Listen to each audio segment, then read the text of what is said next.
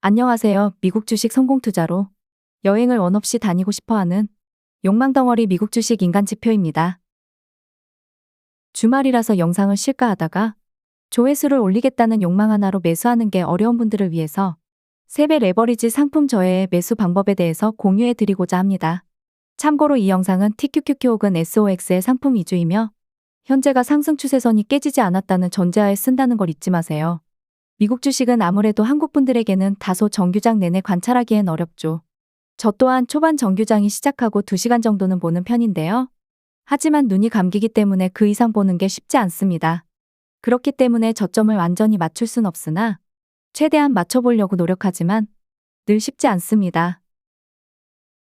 우리가 상승 추세 중에 오는 조정장일 때 어디서 분할 매수를 시작해야 좋냐고 물어보신다면 제 화면상 바로 DC 보조지표 연핑크 라인이 훼손될 때부터입니다.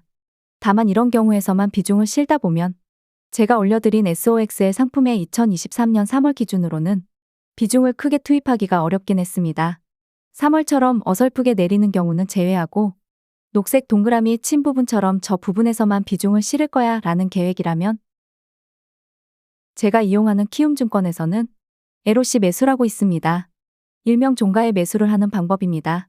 그런데 무조건 LOC라고 해서 내 평단가 대비 낮은 가격에 매수가를 정하는 게 아니라 DC 보조지표 연핑크선 값보다 낮아진 가격에서 매수를 시작하는 거죠. 녹색 화살표 선의 연핑크 값이 9달러였다면 8.9달러 정도의 LOC 매수를 걸어두고 잠들었을 때 만약 종가가 8.9달러 아래로 내려가면 매수가 되는 겁니다. 그리고 다음 매수는 기왕이면 다음에는 더 낮은 가격부터 LOC 매수를 걸어두는 게 당연히 좋겠죠?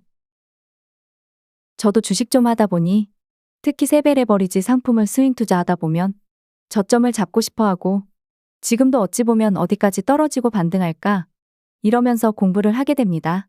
다만 정말 바닥일 때는 저렇게 아래 꼬리 달고 바로 위로 올라가는 경우도 많습니다. 솔직히 이럴 때는 LOC 매수가 통하지 않습니다. 하지만 저는 제 능력을 어느 정도 인정하고 저렇게 아래 꼬리 달고 길게 올라오는 양봉까지 완벽하게 매수할 생각은 없습니다. 생각이 없다기보다는 포기한 건지도 모릅니다. 최근 SOXL 조정장일 때 모습입니다. 8월 9일 연핑크선이 23달러일 때부터 LOC 매수가 유효했을 겁니다. 그리고 최종적으로 19.91달러가 종가였던 때까지는 LOC 매수는 유효했을 거고요. 최저점인 19.11달러를 찍을 때는 LOC 매수는 불가능했을 거고 지정가 매수는 가능했겠죠. 본인이 선택하는 겁니다.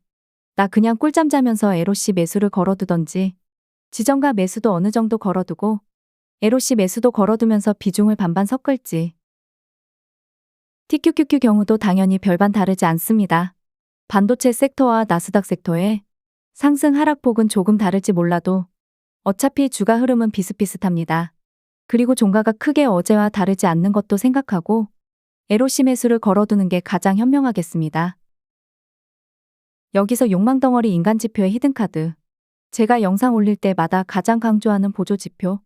KC 보조지표 기본 세팅값에서 멀티 어쩌고저쩌고 값을 2로 수정합니다. 그렇게 되면 거의 최저점 부근부터 여기를 이탈하는 주가 흐름이 나옵니다. 여기서 비중을 더 크게 실어본다는 생각도 할 수 있습니다.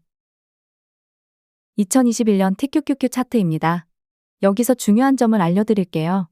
어떤 보조지표가 최근 흐름에서 탁월하다고 가정을 해볼게요. 그래서 그 보조지표를 계속 인용을 하기 위해서는 최근 흐름만 보면 안 됩니다. 몇 년치 흐름을 모두 대입해보면서 최소한 90% 이상의 성공 확률이 성립돼야 저는 그런 보조지표만을 신뢰할 수 있다고 생각합니다. 다시 돌아와서 일단 오호라 성공 확률이 매우 좋은 점을 알 수가 있습니다. 다시 SOXL 최근 차트로 넘어오면 21달러부터 매수가 적중했을 거예요. 어떻게 보면 운이 좋은 걸 수도 있겠죠. 물론 저는 미국 주식 투자를 하면서 운보다는 확률에 투자를 하는 스타일이기 때문에 어느 정도 운도 분명히 있겠지만 최대한 운보다는 제가 보는 기술적 분석을 믿는 편입니다. 물론 제가 본 흐름이 예상과 다르게 너무 빗나갈 때는 유연하게 대처도 해야 하고 가끔은 손절도 해야 되지만요. 그리고 여기서 주가가 DC 보조지표 연핑크선을 훼손시킬 때 스토캐스틱 파동도 공부해보시면 좋습니다. 첫 번째와 두 번째 스토캐스틱 파동이 완전히 바닥권이라는 점입니다. 현재는 첫 번째 파동이 살짝 높은 상태에서 멈췄기 때문에 당장의 월요일에 폭락이 장대음봉으로 나올 확률이 매우 희박하죠. 나온다고 하더라도 아랫골이 달고 올라올 확률이 더 높아 보입니다. 아무튼 이번 영상에서는 나스닥이 정말 조정일 때 어떻게 매수하는 게 좀 더 현명한지에 대해서 알아보았습니다. 물론 이 방법이 100% 맞을 순 없습니다.